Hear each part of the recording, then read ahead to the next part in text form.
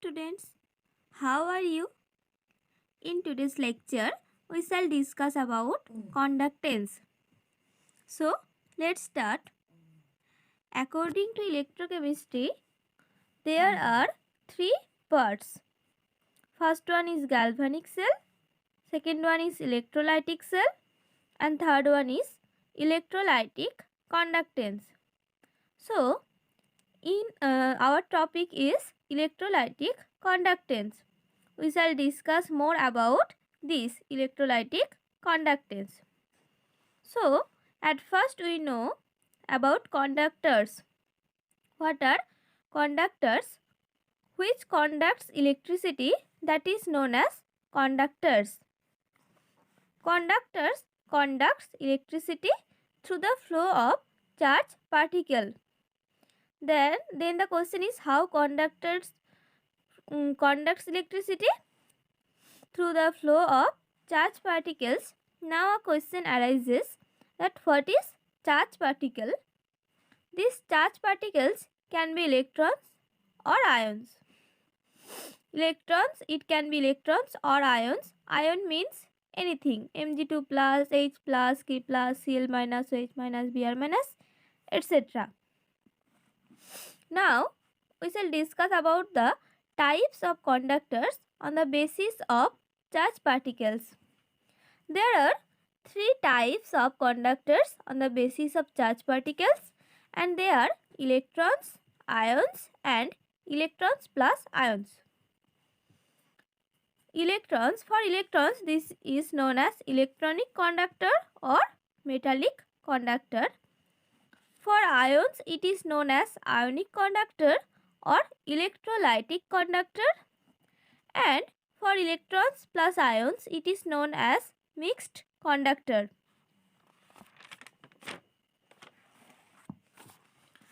Now we know we learn about electrolyte. What is an electrolyte?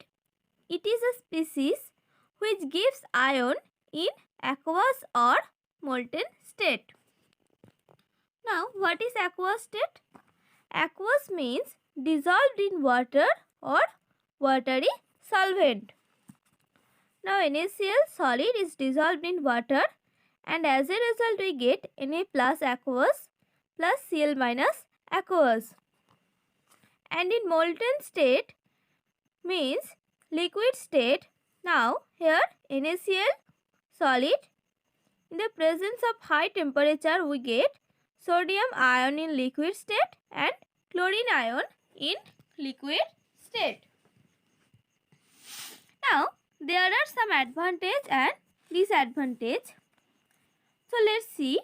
The advantage of aqueous method is it is a easy method and here no energy consumption takes place. And the disadvantage of aqueous method is pure sodium ion and chlorine ion are not formed or found because of the presence of impurity. Here impurity means H2O or H plus ion or OH minus ion. Now we see the advantage of molten state. In molten state we get pure sodium ion and chlorine ion. Here no impurity is present, and disadvantage is it is a drastic process. Here high energy consumption takes place.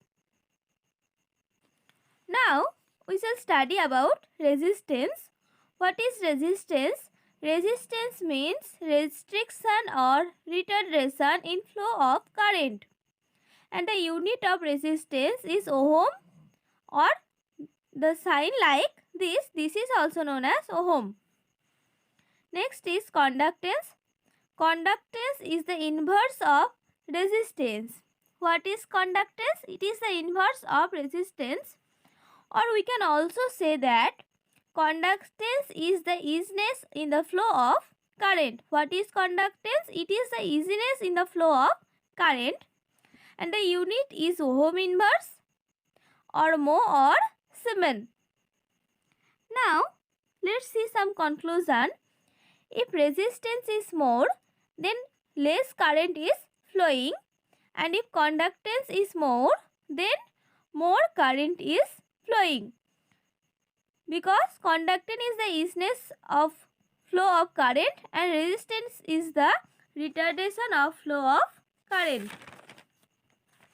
Next is, here we know a formula. This is R equal to rho into L by A, where R is the resistant, rho is the specific resistance or resistivity, L is length of wire, and A is area of cross section of wire.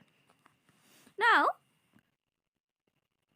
if we do reciprocal of this, we get 1 by R equal to 1 by rho into A by L. Now we know 1 by R, that means reciprocal of resistance equal to conductance, and we denoted this by C, and we take 1 by rho equal to kappa, this is conductivity. So C equal to kappa into A by L, or kappa equal to C into L by A.